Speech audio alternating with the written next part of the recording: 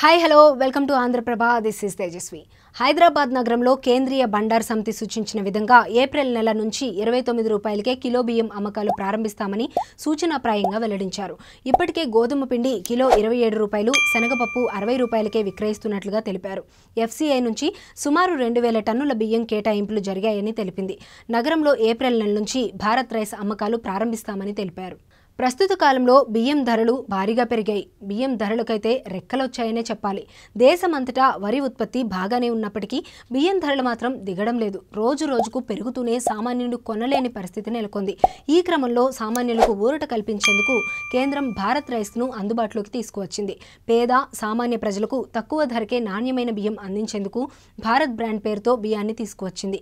Kilo బియ్యాన్ని 29 రూపాయలకే విక్రయిస్తున్నారు. ఈ బియ్యం విక్రయాలను ఇప్పటికే ప్రారంభించారు.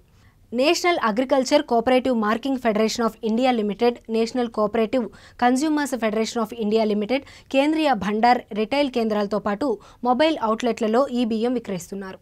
కోఠీలో కేంద్రీయ భండార్, గన్ పార్క్ సమీపంలో నాఫెడ్, సుల్తాన్ బజార్లో ఎన్సీసీఎఫ్ కేంద్రాల్లో ఈ బియ్యం విక్రయించనున్నారు. త్వరలోనే మొబైల్ అవుట్లెట్ ద్వారా కూడా బియ్యాన్ని విక్రయిస్తారు. వీటితో పాటు ఈ కామర్స్లో కూడా భారత్ బ్రాండ్ బియ్యాన్ని విక్రయిస్తారు. అమెజాన్, ఫ్లిప్కార్ట్, జియోమార్ట్ వంటి ఈ కామర్స్ సైట్లలోనూ భారత్ రైస్ను మనం ఆర్డర్ చేసుకోవచ్చు. అయితే ప్రస్తుతానికైతే అందుబాటులో లేవు. త్వరలోనే ఈ కామర్స్లో అమ్మకాలు ప్రారంభమవుతాయి. 5 కేజీలు, 10 కేజీల బ్యాగుల్లో భారత్ రైస్ లభిస్తాయి.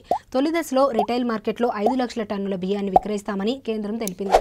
ప్రస్తుతం మార్కెట్లో కిలో సన్నబియ్యం 60 నుంచి 70 రూపాయల ధర పలుకుతోంది.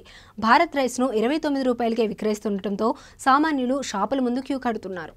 బియ్యం ధరలను అరికట్టేందుకు కూడా కేంద్రం చర్యలు చేపట్టింది. బియ్యం ధరలు తగ్గే వరకు ఎగుమతులపై నిషేధం కొనసాగుతుందని కేంద్రం వెల్లడించింది.